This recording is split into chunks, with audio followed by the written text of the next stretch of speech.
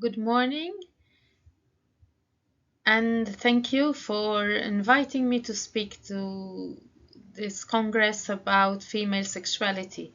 Today we will be tackling the gynecological perspective of female sexuality. We will be having a look at common gynecological problems and how these relate to female sexuality. So, female sexuality is a central aspect of being a woman. It is present throughout a woman's life and encompasses sex, gender, issues, identity and roles, sexual orientation, erotism, pleasure, intimacy, and reproduction. Sexual health is a very important aspect of sexuality and is well recognized by international organizations worldwide. The WHO defines sexual health as a state of physical, emotional, mental, and social well-being in relation to sexuality. In fact, it is not merely the absence of disease, dysfunction, or infirmity. Sexuality plays a meaningful role at different stages of a woman's life. At every stage, it should bring pleasure, enjoyment, fulfillment, and satisfaction. Many factors beyond sexual function itself influence satisfaction with sexual activity. And this is something that we as physicians need to keep in mind when we are seeing our patients in our gynecological services. Sociocultural variables can modulate female sexuality in both qualitatively and quantitative aspects.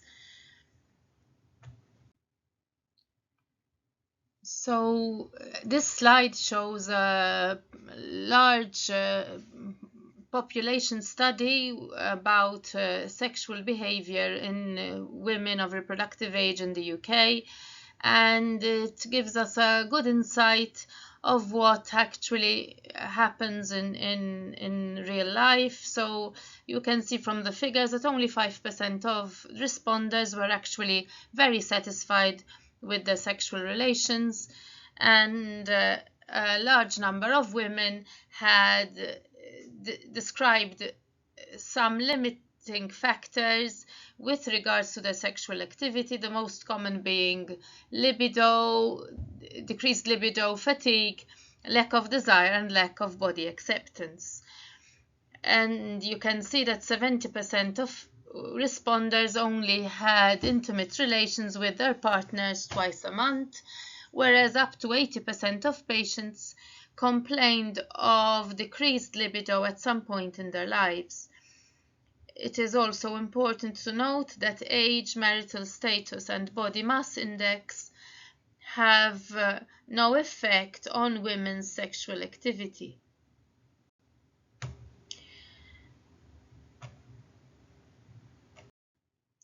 Female sexual dysfunction is very common and is highly prevalent in the population, with figures between 20 and 60% of females reporting some degree of sexual dysfunction. The common types of sexual dysfunction can be classified into difficulties with desire, excitement or arousal problems, difficulties with reaching orgasm, and sexual pain disorders.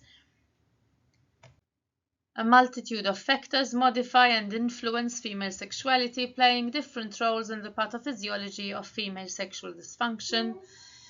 And if we have a look at the table, we can see that there are psychological factors top the list in the 4 different domains of female sexual dysfunction, as do emotional and physical distress, Of course, then comes other changes that the woman goes through during her lifespan, and these include the menopause with decreased hormone levels that affect sexuality, trauma or surgery, the use of medications such as antidepressants and anxiolytics and antihypertensive medication, and also in the domain of sexual pain we find psychological factors as being predominant, but also other physiological conditions, infection, endometriosis, and some medication that can reduce vaginal lubrication.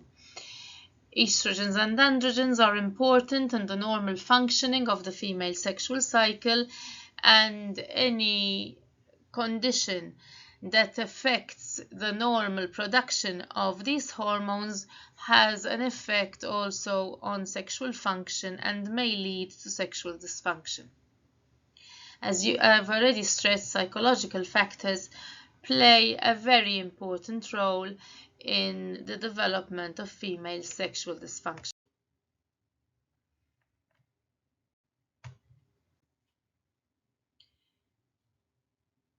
Sexuality in young women needs to cover very important aspects regarding relationships and the way young women approach sexuality in their relationships and the informed decisions they take to protect their health and well-being.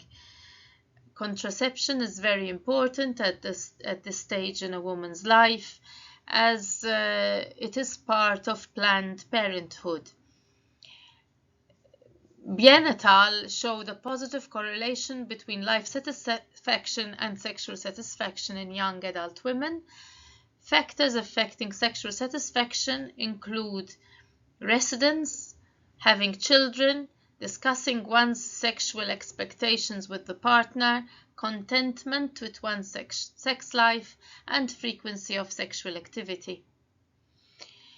Bancroft et al. And Schiffen et al. Also noted that although sexual problems are more prevalent in older women, it is the younger age group that are more likely to be distressed about the sexual dysfunction.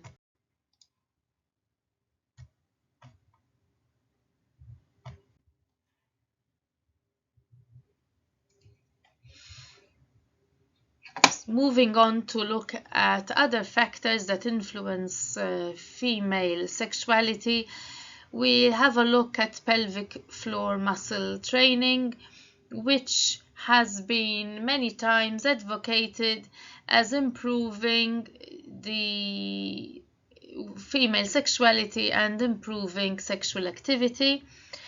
However, although we know that women with stronger pelvic floor muscles have better sexual function, and this has been replicated in several studies, the evidence for the efficacy of pelvic floor muscle training is still limited. Lowenstein et al. Showed that women with a strong pelvic muscle contraction scored higher in orgasmic and arousal domains of the female sexual questionnaire. It is also important to note that pelvic floor muscle training is used in therapy for a large number of pelvic floor disorders, including urinary incontinence, and it has been shown to reduce coital incontinence and therefore increase sexual satisfaction in women with urinary incontinence. Pelvic floor muscle training has also been shown to improve sexual desire and performance during coitus and ability to achieve an orgasm, but without an effect on arousal in women with urinary incontinence. Now we'll move on to have a look at some common benign gynecological conditions and their effect on female sexuality. Fibroids are very common in the reproductive age group, and fibroids have been shown to potentially impair sexual function in women. This is mainly due to pain associated with large fibroids during sexual intercourse, although the presence of fibroids does not seem to have an effect on either arousal or orgasmic phases during intercourse. Fundal and posterior fibroids are associated with dyspareunia, but only posterior fibroids affect the result of sexuality. Women with a uterine volume over 200 centimeter cubed have significantly lower mean scores in FSFI questionnaires, both in satisfaction, pain, and total scores. The mean SFI pain and total scores of patients improved significantly after undergoing myomectomies.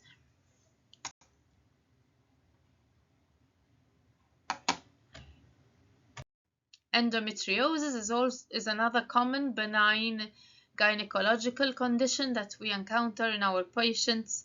Dyspareunia is the most common disorder in women with endometriosis, and several studies have shown that radical excision of endometriosis offers not only effective treatment for endometriosis, but also provides a significant improvement in dyspareunia and quality of sex life in these women.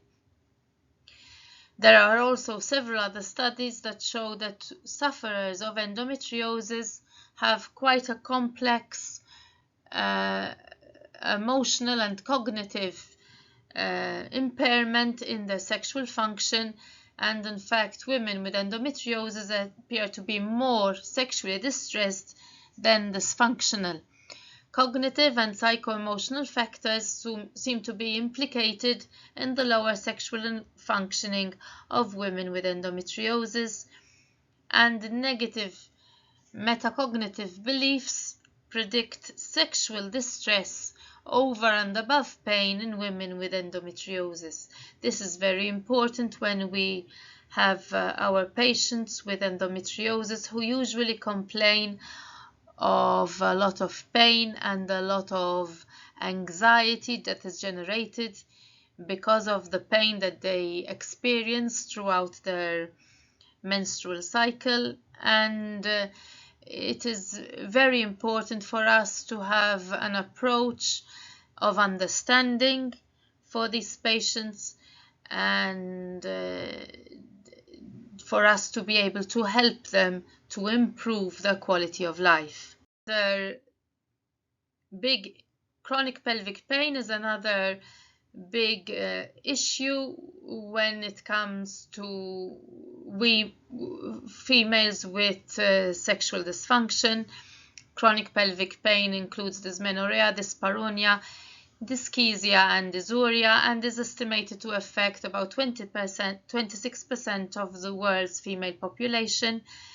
Around 80% of women with chronic pelvic pain suffer from pain that is non-gynecological in origin, and chronic pelvic pain is the most common symptom of women with endometriosis and affects about 80% of these patients.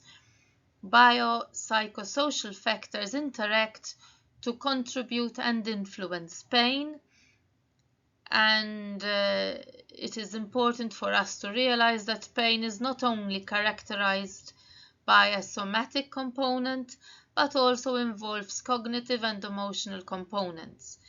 This in turn creates a vicious circle in the experience of pain, and it is very important for the patient to be able to break this vicious circle, to be able to have an improvement in her experience of pain and in her improvement in her sexual quality of life. Chronic pelvic pain appears to play an essential detrimental role in all patients with sexual dysfunction. Unfortunately, women with infertility are also affected by sexual dysfunction.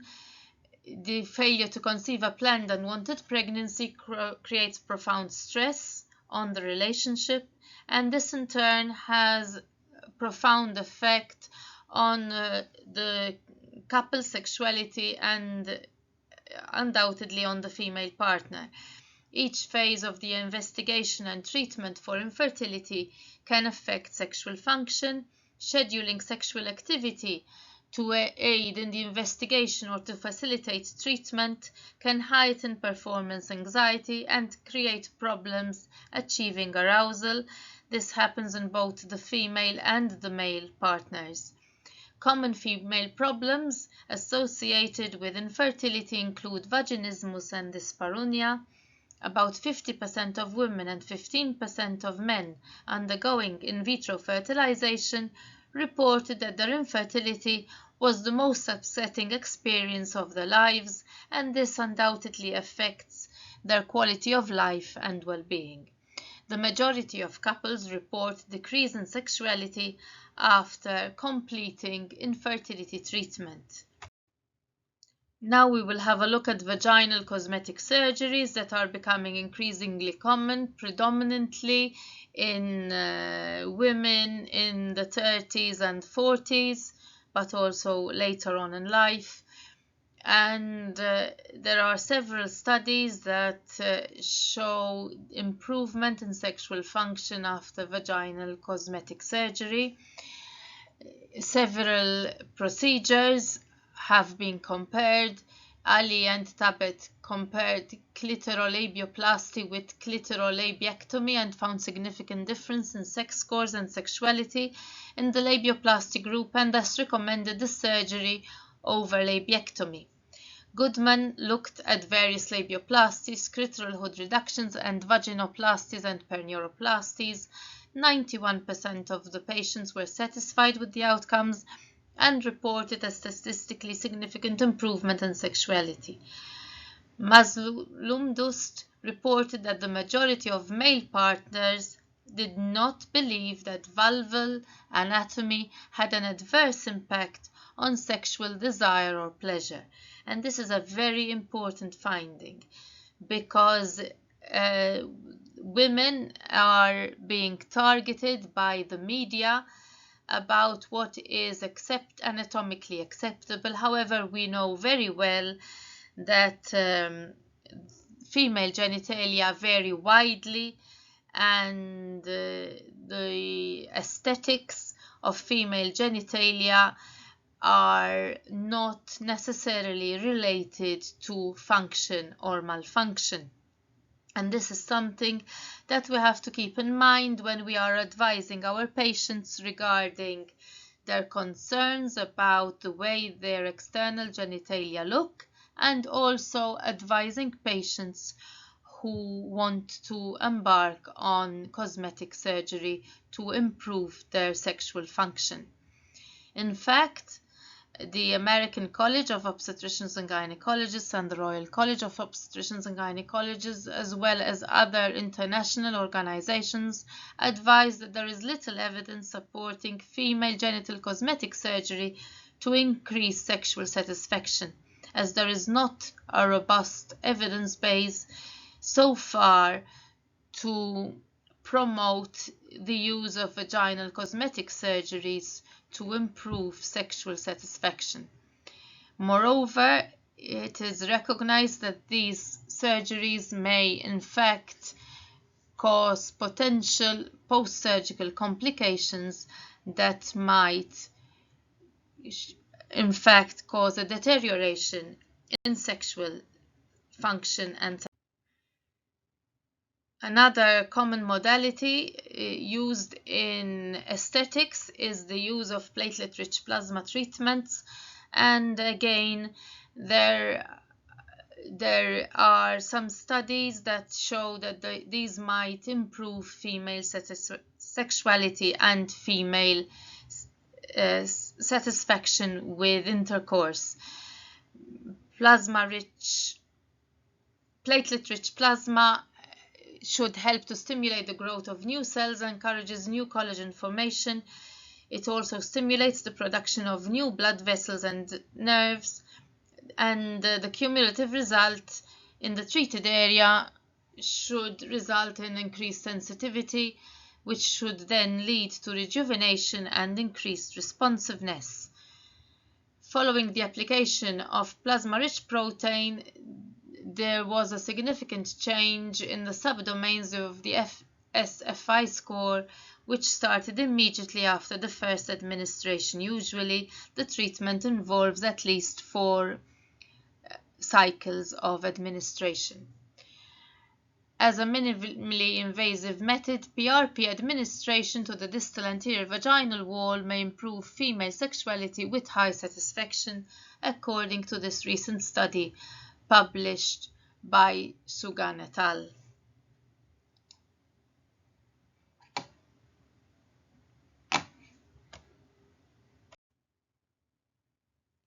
We will now have a look at sexuality in women in the perimenopause and the menopause and older adults. And of course, sexuality can be impaired by the decrease in the estrogen levels, which are associated with the menopause, but also in the development of chronic illnesses that come with age, and also with the treatment of these illnesses that can have a negative effect on sexual well-being.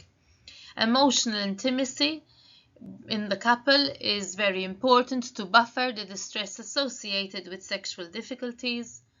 Couples' emotional intimacy was consistently and negatively associated with female partners' sexual distress, but was unrelated to help seeking for sexual problems in a study by Stuffer et al.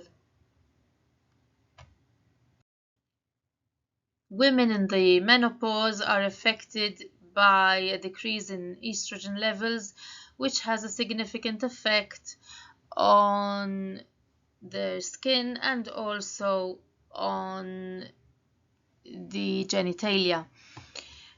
The genitourinary syndrome of the menopause affects 50% of women in the post-menopause and has a significant impact on a woman's health-related quality of life. It has been shown to have a close relationship with the development of female sexual dysfunction in this age group. Both the symptoms of genitourinary syndrome of the menopause and female sexual dysfunction increase with increasing age, but evidence shows that treating GSM also improves female sexual dysfunction. The mainstay of treatment is the use of local estrogen therapy, which has been shown to improve both sexual dysfunction and the symptoms of genitourinary syndrome of the menopause. Alternative treatment options are the use of local testosterone and DHEAS, as well as novel treatment options such as vaginal laser or radiotherapy and lifestyle modifications. Dermatological conditions also alter the external female genitalia and can cause significant changes in a woman's body, and which can in turn affect her sexuality. Common vulvar dermatoses such as lichen sclerosus and lichen simplex chronicus cause dyspareunia because of decreased elasticity in the skin. They cause fissures and diminished caliber of the introitus. These patients have a worse genital self-image and therefore report more sexual problems and increase in anxiety. Hidradenitis suppurativa, which is an inflammatory condition leading to painful abscess formation, characteristically in the groin and the underarms, has also been noted to severely impact sexual health and quality of life. In women with vulval dermatosis, genital self-image correlates not only with sexual health, but also quality of life and physical and mental health. So it is important for us, when we are seeing these patients who occasionally present to the gynecologist but also to the dermatologist, that we realize that it is not only the itching that it bothers the patient, but it is also their decrease in sexual function and decrease in sexual satisfaction and an altered body image. Older women also have a higher prevalence of incontinence and prolapse, and these of course have effect on the woman's body image, the way her body functions, and ultimately on her sexuality. Much of the research suggests that urinary and fecal incontinence have a much higher role in the development of sexual dysfunction than prolapse. Fear of urine leakage itself very often leads to resignation from sexual activity. The women with incontinence feel less feminine and thus less sexually attractive, and develop distorted views of their own bodies, negatively influences their mental health, and may translate into worse relationships with their partners. Stress urinary incontinence contributes to reduction in the frequency of sexual intercourse and even complete resignation from this. There is a correlation between the occurrence of urinary leakage during intercourse and the occurrence of sexual dysfunction, whilst the duration of stress urinary incontinence has no effect on a woman's sexual activity. Saloni et al. Reported that 46% of patients suffering from different types of urinary incontinence had female sexual dysfunction. Dyspareunia was mostly noted.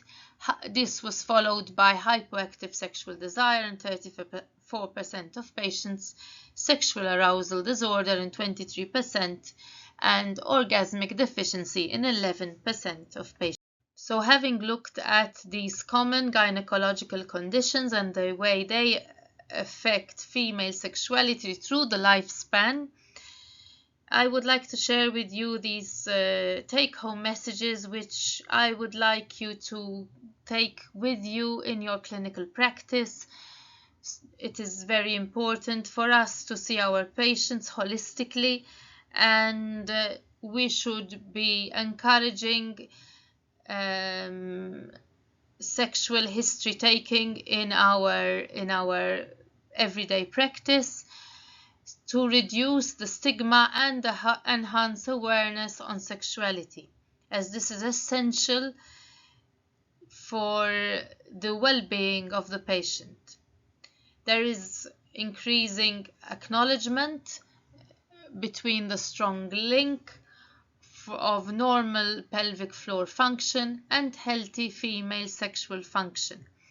And as clinicians, it is important for us to promote well-being and to promote normal pelvic floor function by advising our patients about lifestyle modifications and the use of pelvic floor exercises to maintain a healthy pelvic floor. It is also important for us to remember that there are several effective psychological and pharmacological therapeutic approaches to treat female sexual disorders, and that we should be able to offer these treatment options to our patients, or else send them to a specialist who can treat them, and such as a psychologist or a sexologist. Satisfying and healthy female sexuality depends on the interaction of multiple factors, including cultural, relational, and psychological dimensions. We have to do our own part as physicians to make sure that the anatomical function is there, but it is also important for us to realize that psychological factors play a very important role in the normal female sexuality. Finally, I would like to thank you for listening to this talk. I hope you have found it interesting and that it has been challenged you to look into female sexuality through a different perspective.